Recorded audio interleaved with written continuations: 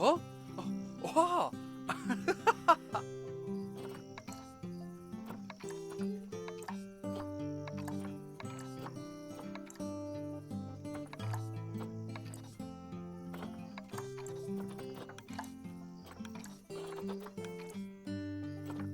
Huh?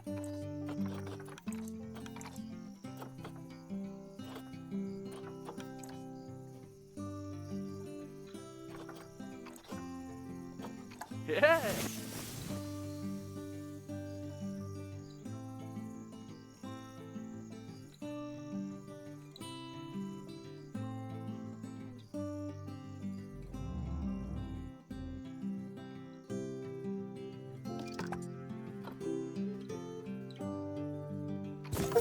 Whoa!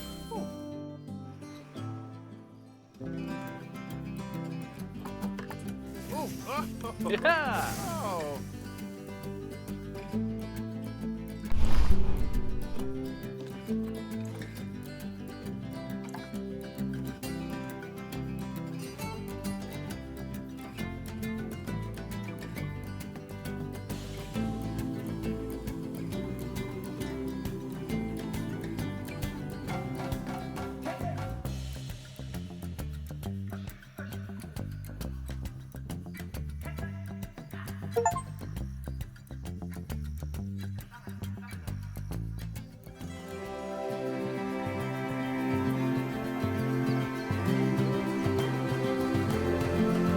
Ah, heyo at Hematu.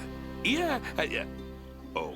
Oh, sorry about that. I have a habit of slipping back into the Planko language.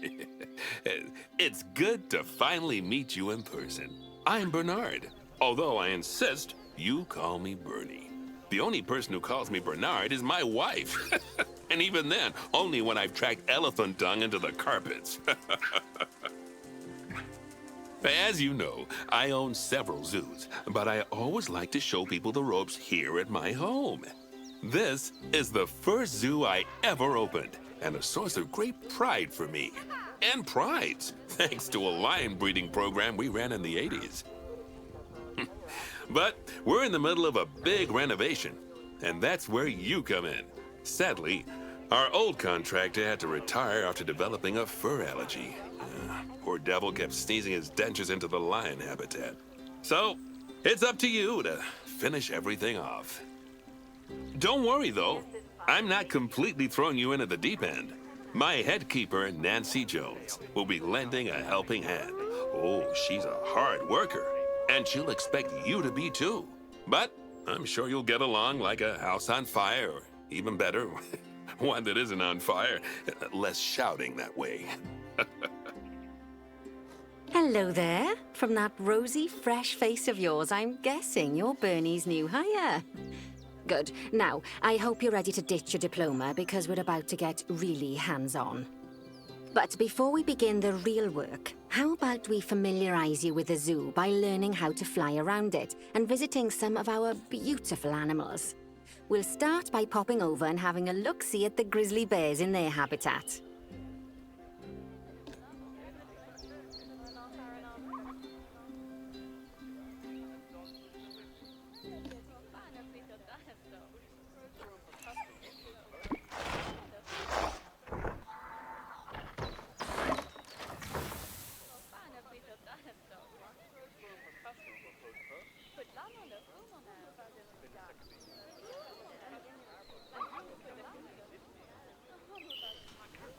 Did you know that grizzly bears, also known as Ursus arctos horribilis, can hibernate for up to 7 months a year?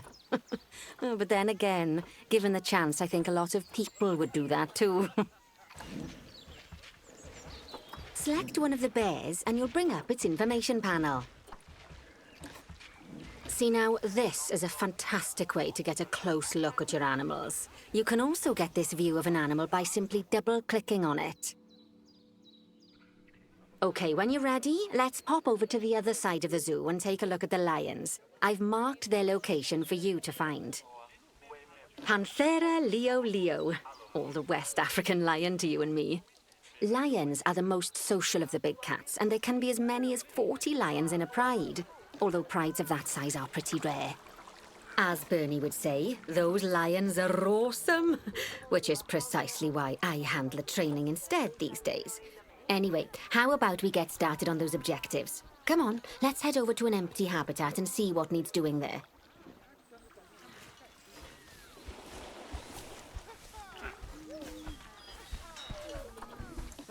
Yeah.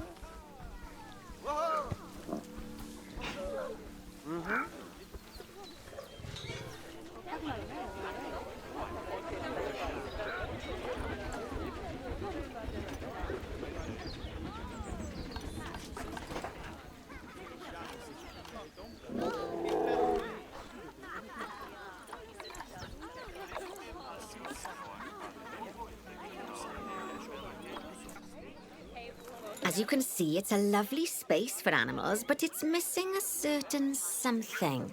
Well, two somethings. Warthogs. So I'd like you to adopt a pair of them. To adopt animals, we need to open the animal market, which is in the animal trading section. There we are, a pair of perfectly splendid warthogs for our zoo. Just click on them and select Adopt from the side menu. Normally the animal exchange would be full of animals, but I've emptied out the market while you learn how it works. The last thing I need is you accidentally ordering a dozen elephants. When you adopt an animal, it's automatically placed in the trade centre, where they're held until you're ready to move them into their habitat, which, as it happens, you are. So how about you move them into their new home? When you ask for an animal to be moved into a habitat, your caretakers will go to the trade centre, collect your animal, and deliver them to your selected habitat. I've marked the trade centre's location, so let's go and watch the caretakers in action. Well, as you can see, those caretakers don't hang about. They'll move those animals to their destination as fast as possible. Of course, normally we'd have to place the animals into quarantine before moving them into a habitat. But I am assured by a person of good standing that these warthogs are in the very rudest of health. Right, let's get the warthog's habitat finished up so we can keep them nice and happy. You see, each animal in the zoo has an overall welfare statistic, basically how happy they are. And that overall welfare statistic is itself comprised of 4 different areas: nutrition, social health, habitat, and enrichment. Luckily, if you select an animal, you'll bring up their animal welfare information panel, which we saw earlier, where you can see how they're doing. That way, you'll know exactly what areas need to be addressed. Don't worry if that's a lot to remember. You can always check the Zoopedia for more information. Let's start by making sure we're taking care of the warthog's nutrition welfare. To do this, we'll need to place a food station and a drinking station. Now, each animal requires a different type of feeding station. And for the warthogs, it's a small feeding trough. So let's add one of those and a water bowl.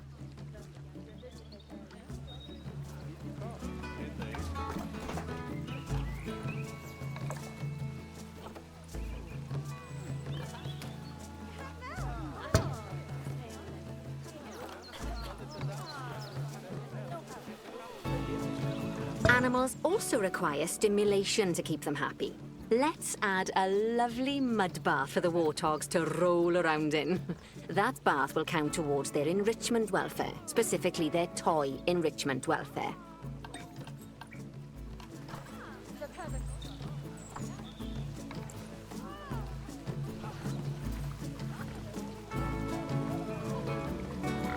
Oh, nice work. You've got a knack for this, I see.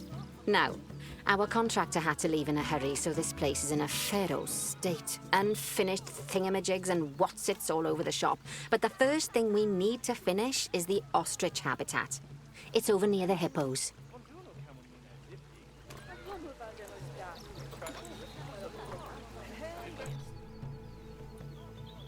Oh, before we actually start building our ostrich habitat, let's pause the game. Just click the pause button in the bottom right corner. Ah, that's more like it. A quick break. Sometimes it's a good idea to pause the game whilst you're doing something which requires your concentration, because it'll stop the zoo spinning out of control while you're looking the other way. Let's keep the game paused while we get this ostrich habitat built. Okay, job number 1 here is to add a habitat gate before we complete the barrier. Every habitat needs a habitat gate. After all, how else would the keepers get in and out? Just make sure it's hooked up to the path so the keepers can reach it. Right, let's complete the perimeter barrier so we can adopt us some ostriches. I've marked out an area for you to use, so I'd like you to finish off the perimeter using the brick barrier.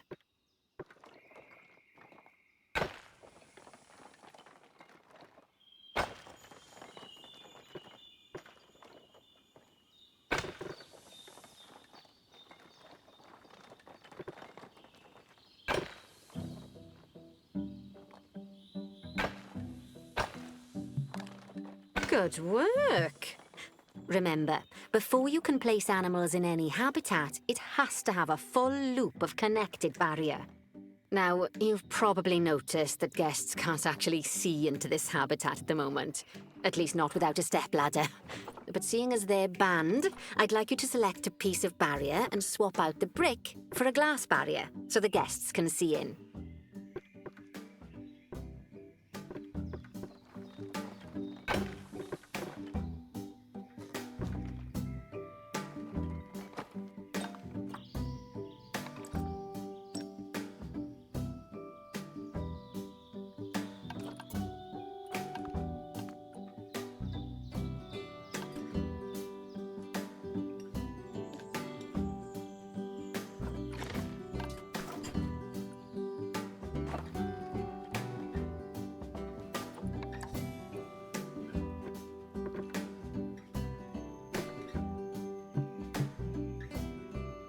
There we go.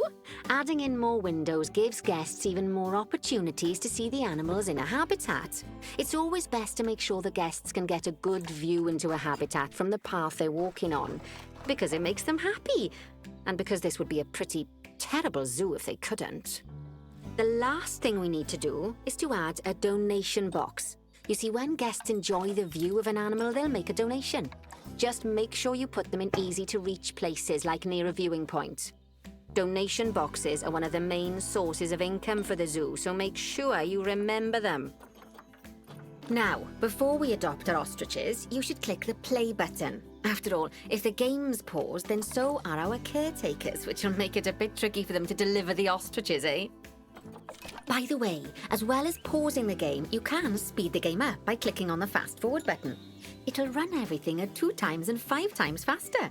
It can be useful, especially if you're waiting for money to accumulate or for animals to be delivered to your habitat.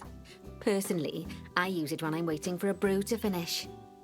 All right, you've finished the habitat, so it's high time we adopted those ostriches, don't you think? Let's get 4 of them in here.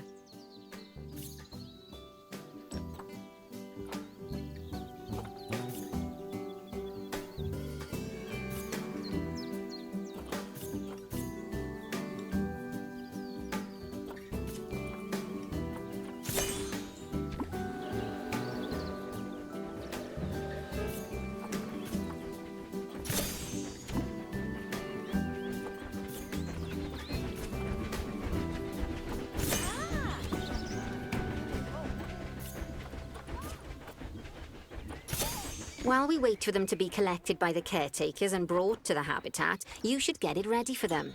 Add a suitable feeding station, water station, and an appropriate food enrichment item.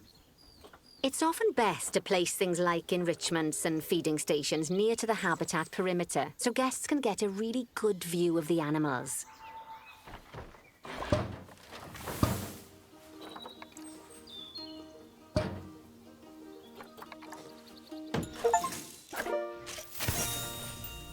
Oh, good good to see the ostriches have somewhere they can really stretch their legs.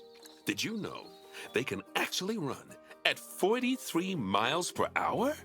Oh, heaven forbid they ever escape. The speed camera fines alone would bankrupt us. Well, Bernie certainly seems impressed. Did he do his speed camera joke? Every time we get an ostrich. So, now we've made the ostriches' lives a bit better, let's do the same for the keepers, shall we? To make it easier for the keepers to feed the ostriches and hippos, we should build a new keeper hut.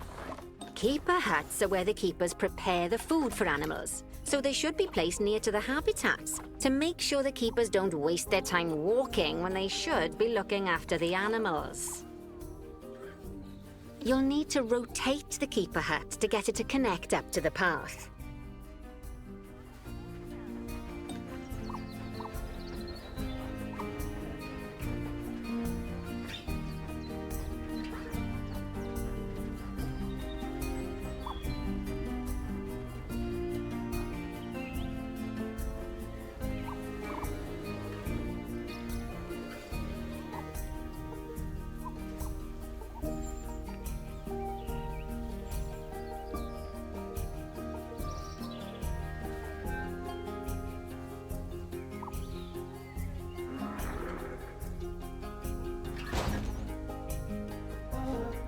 This keeper hut only has space for one keeper, but the larger keeper hut can allow multiple keepers to prepare food at the same time. Oh, but bear in mind that keeper huts and other staff facilities shouldn't be placed near to areas where there are lots of guests.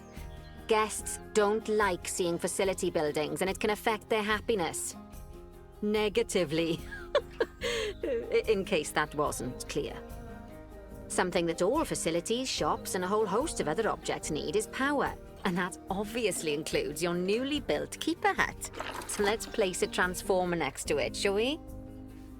Now, the reason everything has gone blue is because you're using the power heat map. This map allows you to see what is and what isn't powered in your zoo. So once you've placed your transformer, you can click in the bottom left to turn the heat map off. Lovely work. Now the keepers can start using the hut to prepare food, and thanks to where you've put it, they won't need to walk very far to deliver it to the ostriches and hippos. Let's get on to your next objective then. Bengal Tigers. We want to adopt some, but I'm afraid there's nothing ready for them yet. Head on over to the plot of land I've marked out. It's not too far away.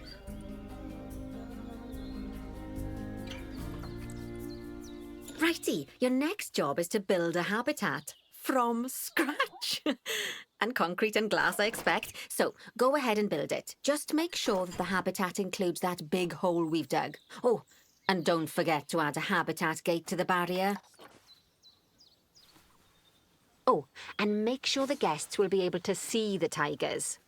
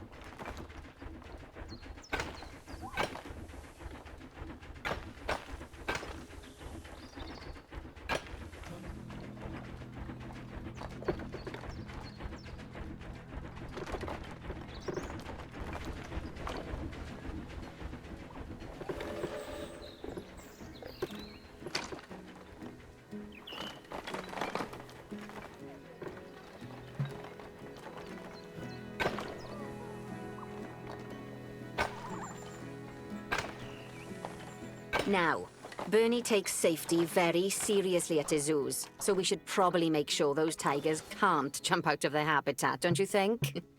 The way we'll do it is by changing the height of the habitat's barrier. Okay then, you should start by double-clicking the habitat barrier, which will take you into barrier editing mode. Great. Now highlight the entire perimeter of the habitat. You can do that by clicking and dragging the barrier selection tool.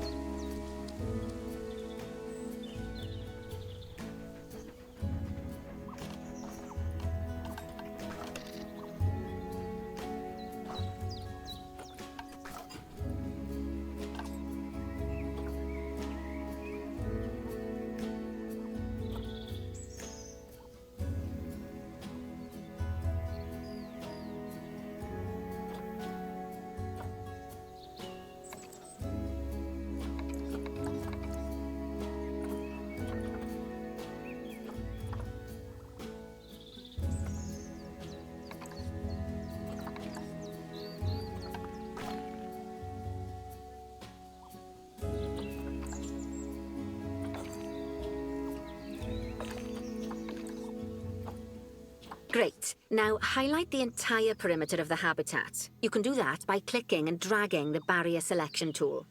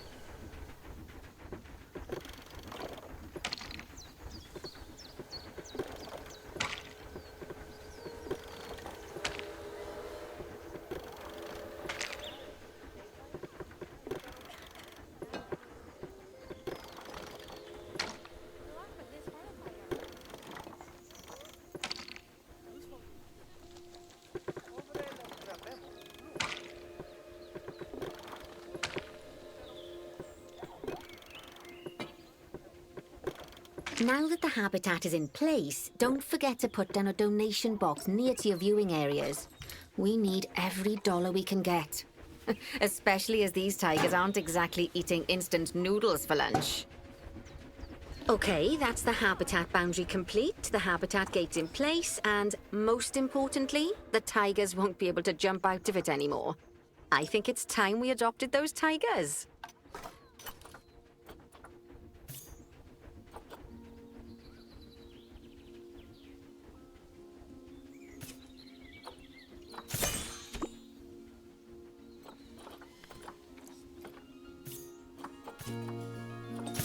Whilst our trusty caretakers collect and deliver the tigers, let's take a look at preparing the habitat for their arrival.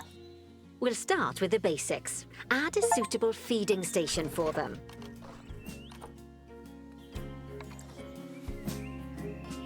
This time, instead of adding a water bowl, let's try something different. Some animals need a pool in their habitat so they can go for a swim, but they can also use it to drink from. All you have to do is make sure the banks of the pool have a gentle slope so they can easily get a nice, refreshing drink. There's already a pool excavated, but you still need to fill it with water. You should do that by going into Terrain and selecting the water tool.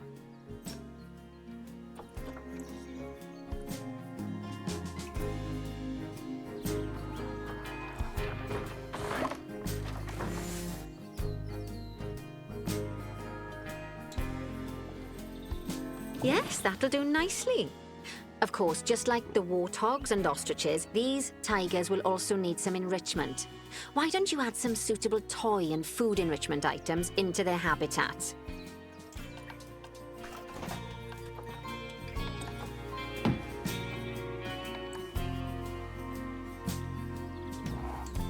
Okay, it's really starting to take shape. Now, the tigers will need a shelter in their habitat so they can hide from the guests, or more likely, the bad weather. Although, given that we're in England, you might want to think of that just as normal weather. Go on, add a shelter to their habitat. You can either build one from various suitable bits and bobs, or if you like, just pop down the blueprint that I've already built for you.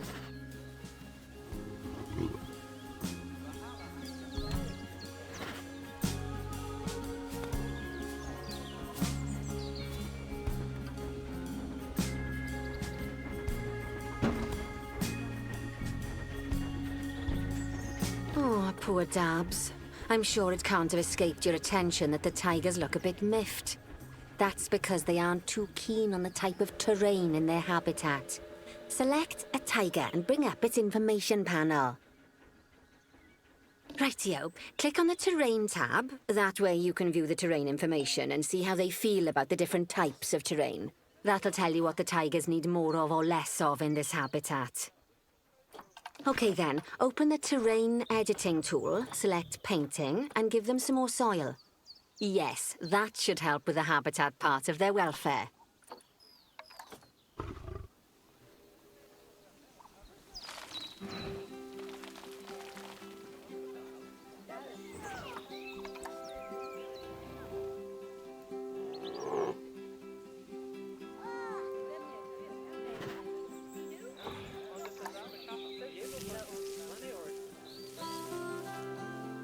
Right then, all animals need plants and trees from their own biome or continent. You know, deserts, savannas, or Asia, Europe, that sort of thing. It looks like these tigers need a few more plants in their habitat. To get a perfect fit, use plants from the rainforest and temperate biomes that are native to Asia. Although if you have to, you can get away with using just one or the other. The tigers will also want a certain amount of their habitat to be covered by those plants. To find out which plants to use and how many, select a tiger and go to the Environment tab. Now, as you can see, some of the plants currently in the habitat aren't quite right for the tiger, like the wattle bushes. You can remove them if you want. You can find all of the plants you need in the Nature section, and you can use the filters to only show the types of plants you want to see.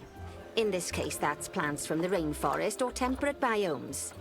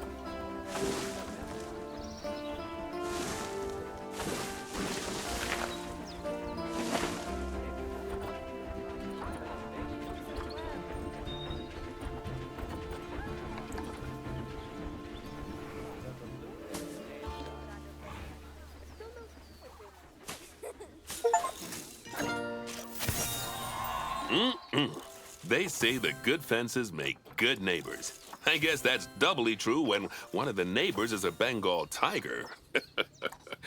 Still, those tigers look so happy that I doubt they'd leave, even if you did poke a hole in their fence. Oh, but for heaven's sake, don't test that theory. Right, let's head over to the Indian Peafowls. I've been told that we need to improve their social welfare.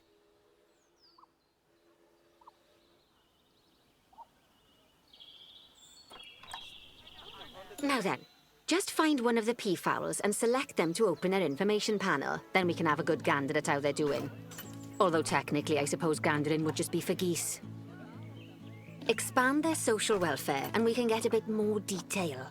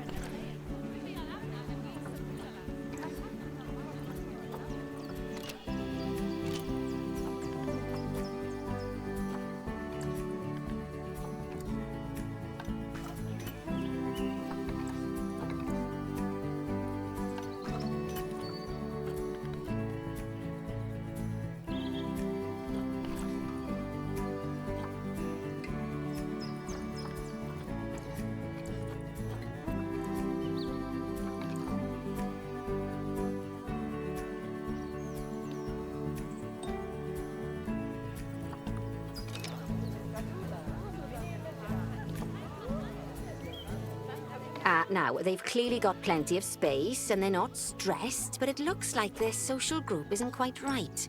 So let's find out more.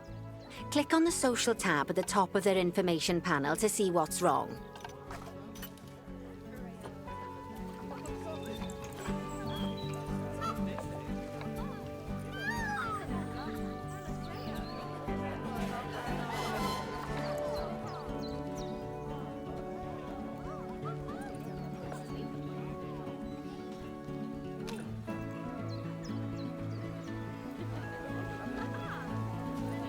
Right, as you can see, the peafowls need their population to be larger. To solve this little problem, you'll need to adopt 3 more female peafowls. Off you pop to the animal market then.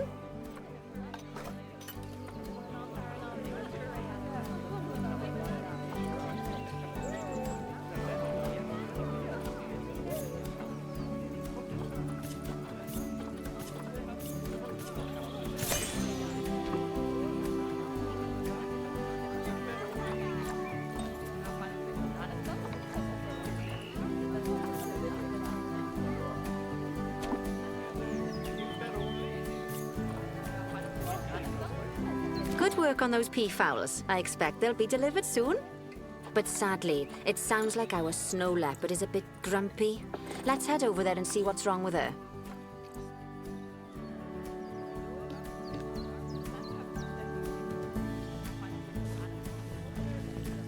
Just like people, animals can suffer from stress if things aren't quite right. You know, like when you see someone put in the milk before the tea bag. In the case of these snow leopards, they're a bit stressed by their lack of privacy. You can lower their stress levels by swapping out the normal glass barrier by their cave for one-way glass. It's not a cheap option, but I think they're worth the expense, don't you? This will give the snow leopards somewhere to go when they want to get away from the prying eyes of the guests. Of course, when an animal isn't in its natural biome, it's probably going to be too hot or too cold. Unsurprisingly for the snow leopards, it's too hot. even with the terrible British weather. You should help cool it down by adding some coolers to their habitat. But let's start by opening up the temperature heat map and having a look-see at the temperature in the leopard's habitat.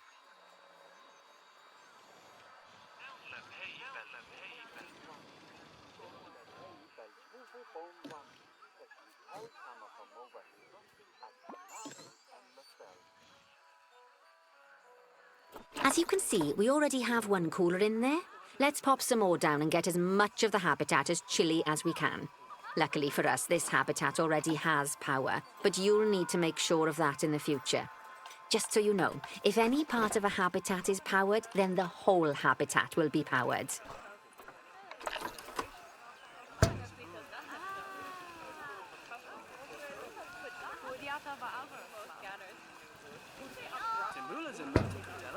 You can find heat maps for all sorts of helpful things, so do be sure to explore them and make good use of them.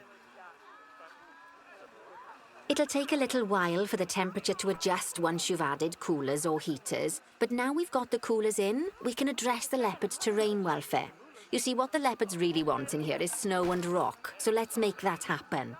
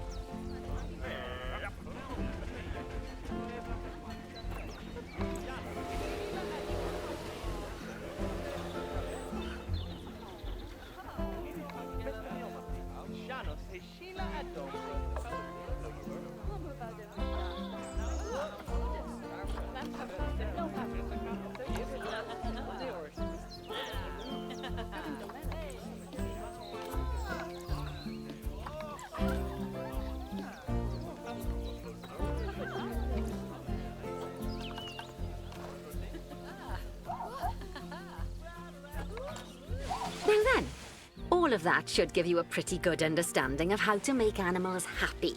So I'd like you to go and check on all the other animals in the zoo and fix up any issues with their habitats. That'll increase the average welfare of the animals across the whole zoo. And that average welfare is a very important statistic. Now, to quickly see how all your animals are doing in the zoo, you should go into Zoo Management and then into the Animals section. As you can see, this list shows you the animals' overall welfare. So if something's amiss, then you can quickly pop over to them using the Locate button. Right, I'm off for a cuppa while you make sure all the animals are well looked after.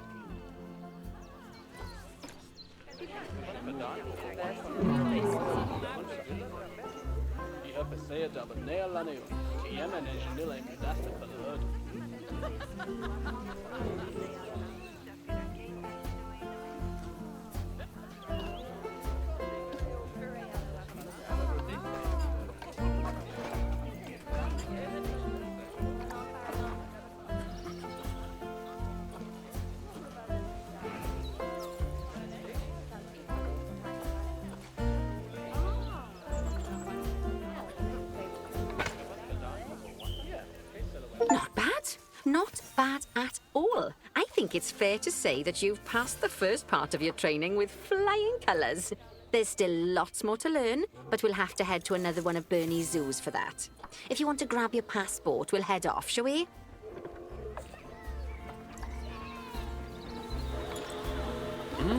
Sounds like you've got the whole zoo purring away nicely. Well, purring, grunting, screaming, booming. All the appropriate noises. I guess I was right to hire you, huh? Don't tell her I told you, but Nancy wasn't sure you'd even last the morning. So, we're happy this is working out. And Nancy owes me a Foxy coffee. As strange as it seems, considering we just met, when I look at you, I feel like you're the child I never had. After the one I did have, obviously. But you see, zookeeping's not for my daughter. Don't get me wrong. Emma absolutely loves animals, but she set her sights somewhat higher. Wants to save the entire planet. I'll just settle for saving a couple of species. And maybe having a type of frog named after me.